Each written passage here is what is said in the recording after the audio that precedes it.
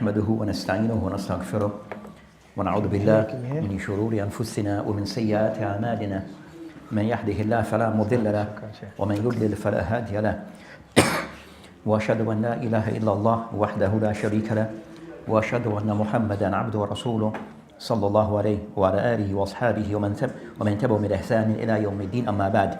So tonight inshallah ta'ala, or this evening, we'll be continuing discussing the book Mukhtasar Sahih Bukhari, and this is by Zabid rahimahullah ta'ala.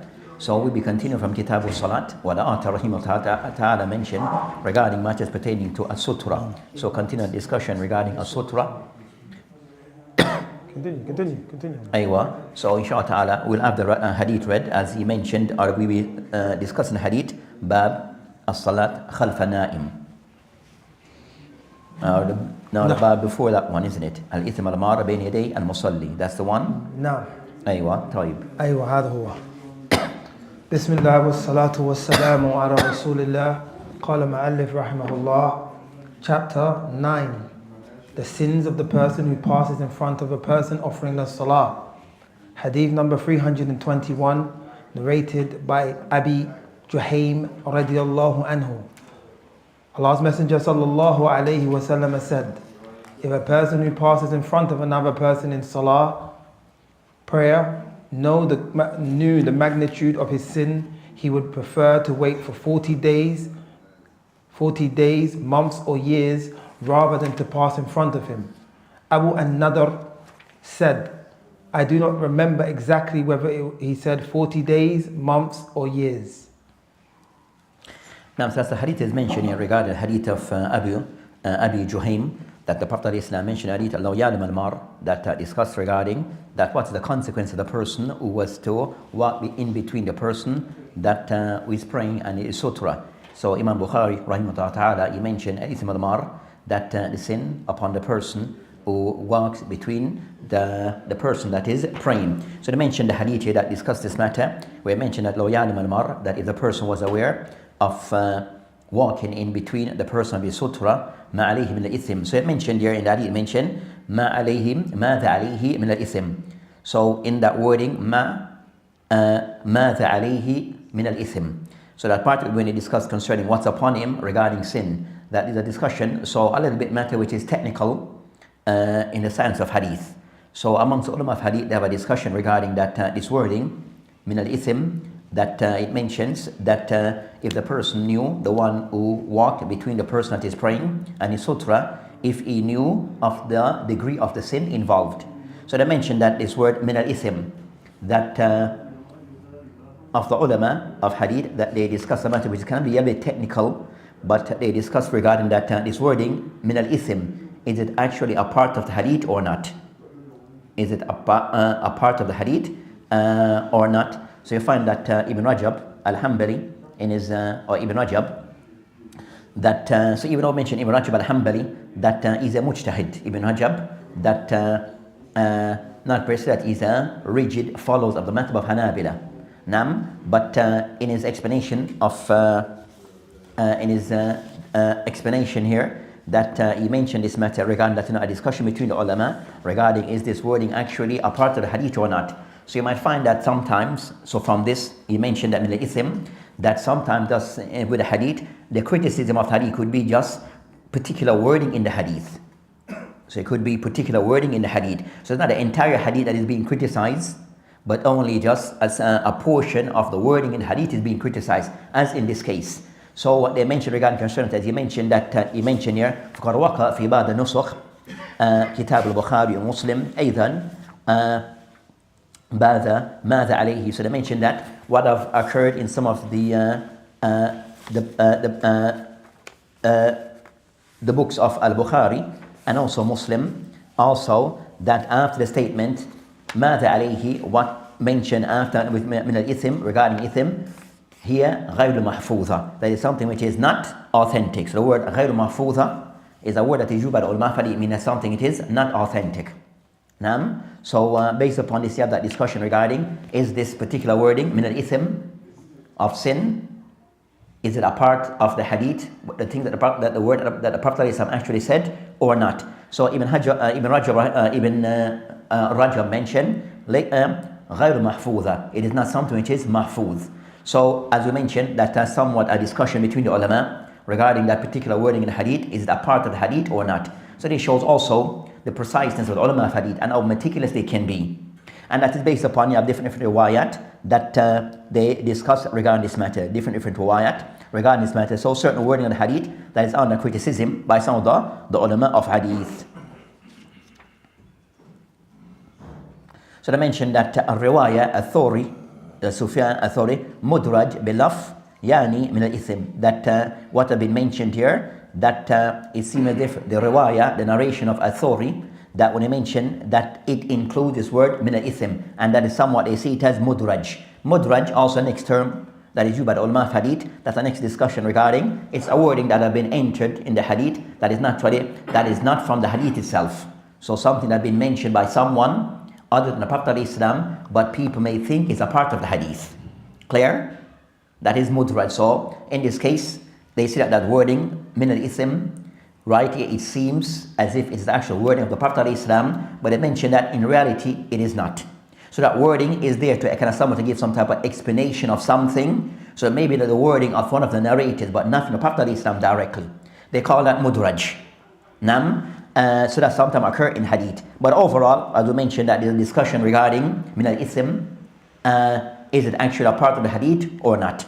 But overall, concerning the benefit that can be taken from the hadith, concerning they mentioned that the Prophet has mentioned لَكَانَ أَنْ يَكِفْ أَرْبَعِينَ خَيْرًا لَهُ أَنْ يَمُرْ بَيْنَ يَدَيْهِ. That it will be better for a person who wishes to pass, for him to stay still for 40 khayran. They mention 40 what?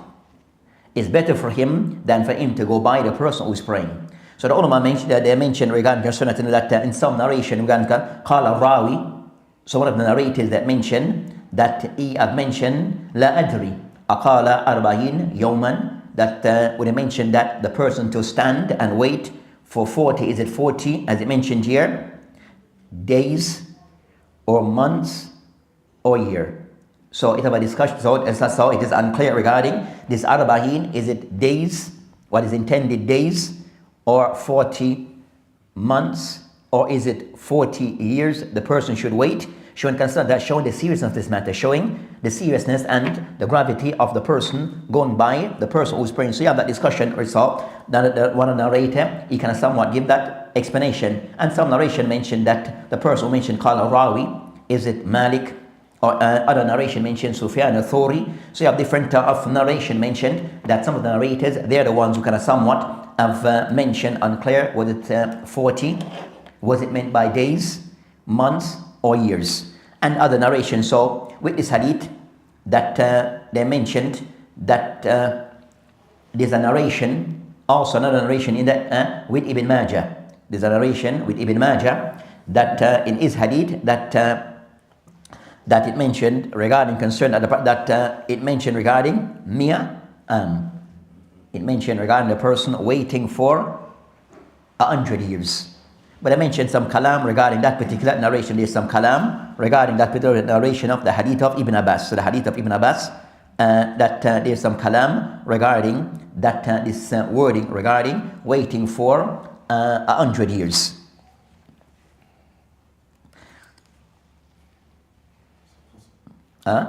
Now said that they mentioned the hadith here is not the time frame that they said it is actually meant, but it shows that it's something with a serious act. So the time, so the time frame that is mentioned is to show that it's something which is severe, that not to go by the person. Even have to wait for a long length of time. You have to wait for a long length of time. As for the narration, I mentioned about 100 years. Then we said no, there's some kalam regarding, there's some weakness in that narration. There's some weakness regarding that narration. That the narration also in the Ibn Majah that mentions hadith that's mentioned, qala Sufyan ibn Uyayna. The Sufyan ibn Uyayna that you have mentioned that regarding that this arba'in that is mentioned, is it for that he mentioned that does it for sabah, meaning days, or sa? That is unclear as to what is meant by this. It is unclear regarding, or mentioned la adri arba'in sana shahr sabahan or sa'han is unclear. So in general, so it's indicate regarding the person should wait even if it means the person waiting for a while. Waiting for a while.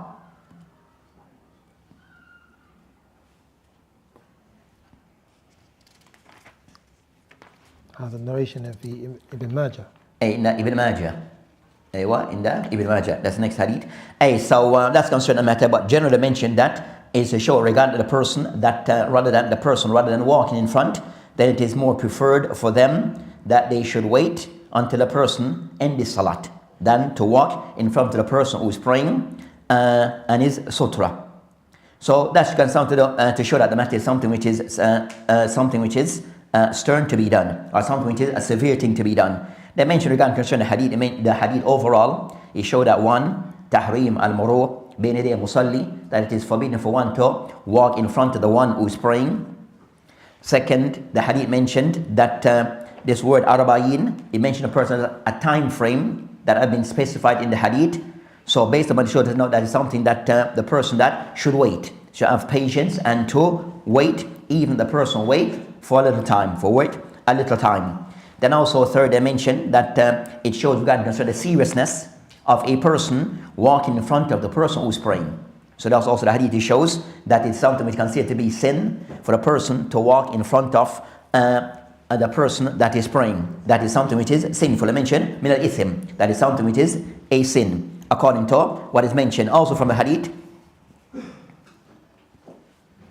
that the Sahaba, or those who mentioned the hadith, they were somewhat trying to be very precise regarding their narration. When it mentioned that, it mentioned arba'in, that mentioned lakana an yakif arba'in. Is it days, months, years? What's the situation? But the narrator didn't per se add anything, because he mentioned qala rawi la adri. The narrator, he kind of somewhat stopped at arba'in, 40, didn't mention days or months or whatever, because it wasn't clear as to what it is, days, months, or whatever. So they showed that they were very precise regarding, they did not mention things they did not know. They did not mention what they did not know. Also from the hadith, they show regarding concerning the hadith, it showed that the hadith, that generally it is haram for a person to walk in front of the one who's praying. And I mentioned that, so any person who's praying, that one should avoid walking in front of them. So on that matter, regarding, as we had mentioned before, that I would mention regarding this matter, that the fifth matter, that from this hadith it shows also that it's of a major sin for a person to walk in front of the person who's praying. Because it mentioned min al-ithim, if that is correct. So it mentioned that, ماذا عليه من الإثم. So it shows regarding that min al-ithim, indicating that it is a major sin. It's something which is a major matter for a person to do this act. Also, that they mention regarding concerning this particular hadith, that the khilaf between the ulama, that the hukum regarding walking in front of someone who's praying. So walking in front of the person who is praying, that jumhur of the ulama take the position that it's something which is haram to be done. That is haram for a person to walk in front of the person that is praying and is sutra. Based upon this hadith, that it is, show that it indicate that it's something which is haram to be done. But I mentioned that a group of the ulama have taken the position that the person walking in front of the person who is praying, that ought something to be, they mention, they use the word atlaqu karahiyah, that is something which is disliked. So amongst the ulama, they use the word that to walk in front of the person who is praying is something which is disliked. But as we had mentioned before, at times the ulama, especially of old, that when they use the word karahiyah, something disliked, it means what? We mentioned the last time. Haram. So you mean that, so you don't even say something, the word dislike, karahiyah, is used, but what they intend by this is, it is haram. It is forbidden for a person to go to do this act.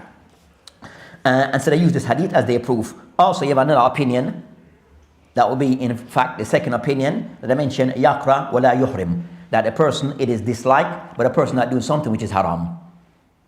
So the person, if you were to walk, is Allah, that they mention to walk in front of the person that is praying, it is something which is disliked, but it's not haram.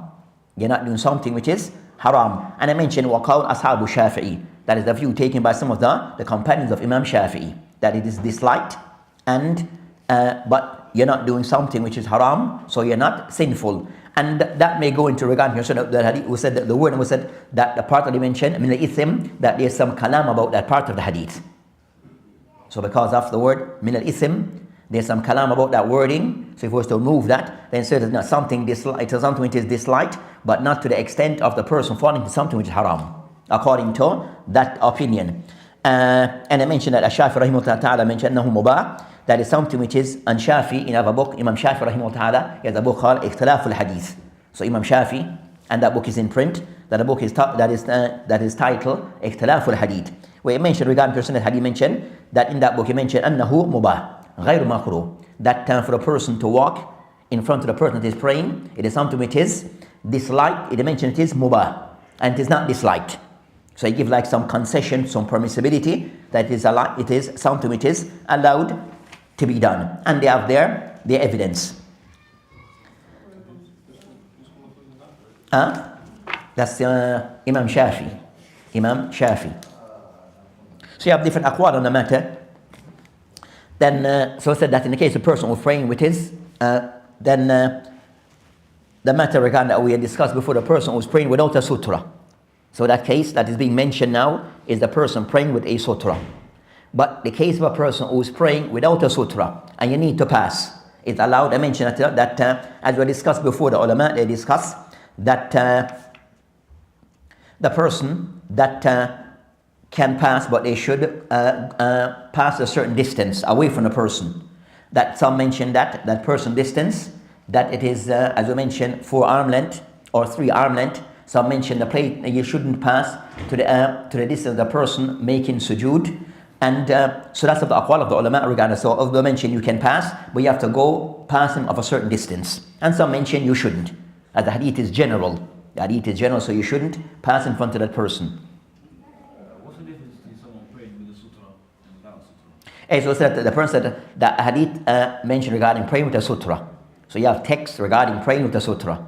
But then there's no text about so the person who is praying without a sutra. So they mentioned that does the same rule applies to that person. If someone hasn't made sujood yet. So the person can somewhat you would estimate concerning, for example, the person praying without a sutra. He's praying in the middle of the masjid without anything in front of him. So you need to pass. Are you allowed to pass by him or not? But we said in this case he's praying without a sutra, anything in front of him. So the ulama mentioned that you shouldn't pass because the hadith is general. The hadith is general, so you should not pass by that person. The second other view that you can pass by the person, but you will go within a certain distance. So you will estimate that distance would be the distance between the person, a measurement of the person of him having like 3 arm length. Then you can go around that distance. Some mention that you will estimate it at the person, the place that will make sujood, and just around that above that area. And some mentioned. So those and the other mentioned that enough this other person can put out his hand, because then he can block you. So beyond that you can go. So you have those aqwal regarding that case. Since a person need to go, then the person can somewhat try to go beyond as the person sujood or beyond this. The next of the matter they discuss, that some of the ulama discuss regarding that if a person is praying, but he has positioned himself in a place that is blocking, as I say, he's blocking everyone. So is that an entry port or exit point, but he now becomes the one that he's blocking everyone from moving. So everyone waiting on him. So what to be done in that case? Because he has positioned himself in that position, but people need to move, leave or enter, but they are unable because he's praying in that particular area. So of the ulama will mention that the person that the fuqaha, that they mentioned that the person can do so based upon the need and the situation where people need to move, and he has somewhat positioned himself wrong, meaning the person who is praying has positioned himself wrong. So because people need to move, in this case they can move and between him and his sutra. They can move between him and his sutra.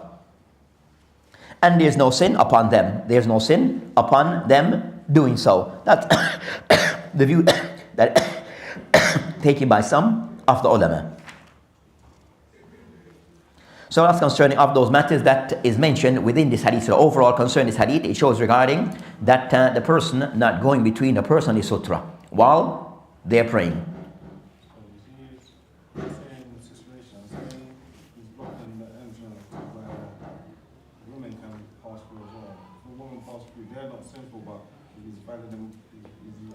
No, if a woman go in front of him, then his salat becomes, so in that case, then his salat becomes invalid.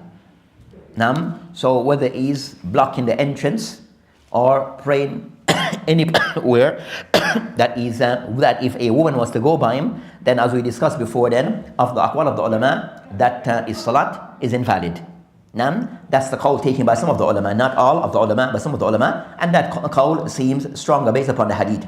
But if it's a case that then he moves, then if it's a case where he's blocking the path, and people need to move, and he says no, woman may go by, then he moves either forward, you understand, so they can move, you understand, free. So he will be the one now, kind of somewhat I said, to read the situation, and then he make that move, then he make the move, so as so no feet, so the woman do not go by him or pass in front of him.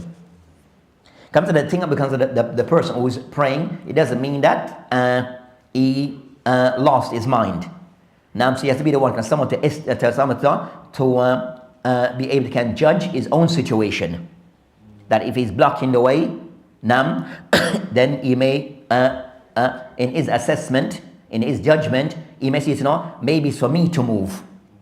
Because I'm praying with the people at the entrance, they need to move, so let me be the one to move. So he might move forward so as to clear the way.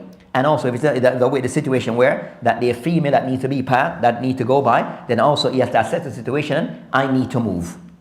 So I said that the person that he has to be somewhat aware of his, as they say, his surroundings. While he's praying, still be aware of his surrounding and situation. That if he needs to move due to the situation, then he does so, and that doesn't nullify his salah. So that's concerning that particular hadith. Aywa, we go to the next hadith. قال المؤلف رحمه الله, chapter 10, to offer as salah behind a sleeping person. Hadith number 322, narrated by Aisha radiallahu anha. The Prophet sallallahu alayhi wasallam used to offer as salah while I used to sleep across in his bed in front of him. And then when he wanted to pray witr, he would wake me up and I would pray witr. So from this hadith, as you mentioned here, the hadith of Aisha radiallahu anha, that were mentioned somewhat before, they mentioned that the Prophet ﷺ, that she was sleeping, raqidatun, that she was sleeping, and then the Prophet ﷺ, she was on farashi, that upon the bed. But they mentioned في أراد أن يوثر أيقظني فأوتر, that she was on the bed, and the Prophet ﷺ, that he would wake her. She was on the bed, someone sleeping, and then at times he would wake her for her to join in Salatul Witr. So they mentioned that in this particular case that he was praying a Salat al-Nafila, that he was praying Salat al-Nafila, but Aisha was on the bed, and at times that they mentioned that he was praying towards she sleeping.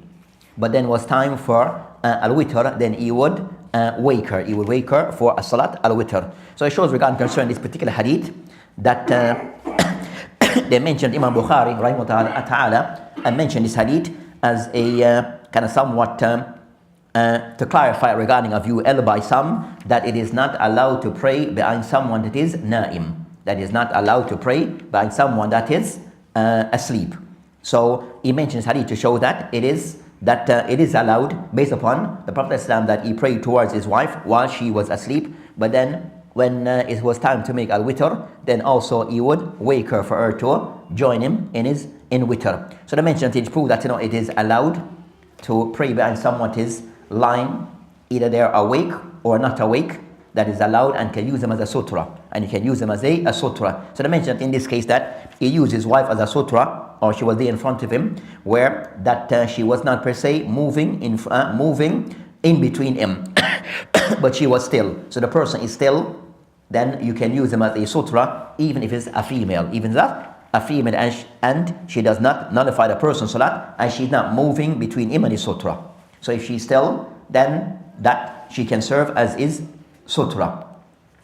There's the next hadith on this matter, and they said that Imam Bukhari mentioned this hadith based upon the hadith of Ibn Abbas. So the hadith of Abdullah ibn Abbas, and the Islam called, and the hadith in the Abu Dawood. The hadith in the Abu Dawood and others, that the Prophet ﷺ have stated in the hadith, it has said that mentioned, La tusallu khalf al-nahim. But the Prophet ﷺ have supposed to have mentioned this hadith, La tusallu khalf al-naim. You are not to pray behind someone who's naim, someone that is sleeping. So the hadith here, it shows different. So they mentioned that Imam Bukhari kind of somewhat mentions hadith to show that it is allowed, contrary to what is mentioned in this hadith. They mentioned, La tusallu khalf al-naim. You are not to pray behind someone who is sleeping. They mentioned, Wala muhaddith. Wala muhaddith. And also someone who's a muhaddith, mutakallim, the person who's speaking. And the hadith is in Abu Dawood. So this particular hadith, that you'll find that many of the ulama, all this hadith to be da'if, even Abu Dawood. So the hadith I mentioned, where the Prophet ﷺ supposed to have said that you are not to pray behind someone that is what? Sleeping. Nor someone that is speaking. So not to pray behind someone that is sleeping, nor someone that is speaking, muhaddith. That, or mutahaddith. So mutahaddith, the person that is speaking, that they mentioned regarding concerning a discussion regarding, is this hadith authentic or not? You find Abu Dawood, Khattabi, Ibn Hajar, and many of the ulama, that all this hadith to be da'if. That you find that of content, you find that even Shuaib Arnaud in his checking of Sunnah Abu Dawood, that he mentions hadith is da'if jiddan, that the hadith is very weak. But you find that Sheikh Al-Albani all the hadith to be Hasan.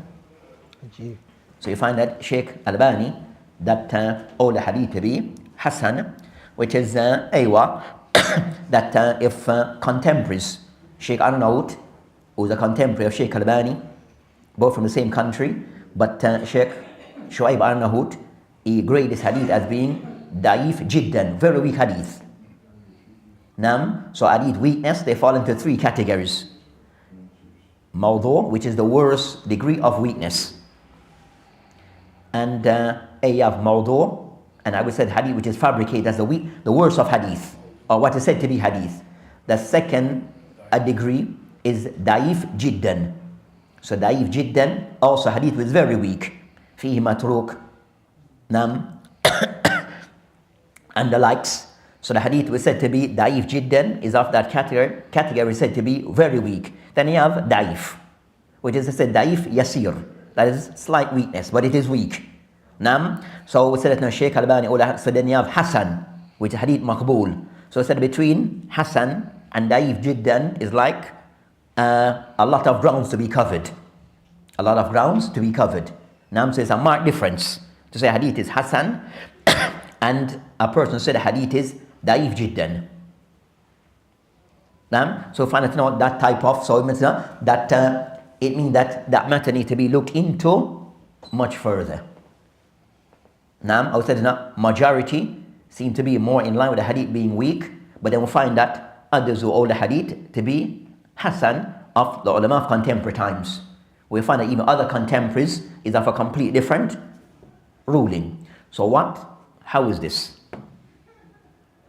So overly show that at times that even with contemporaries to compare regarding their ahkam upon hadith. And something you see difference amongst them. You see difference amongst them, and this is the case of one. This is of those cases.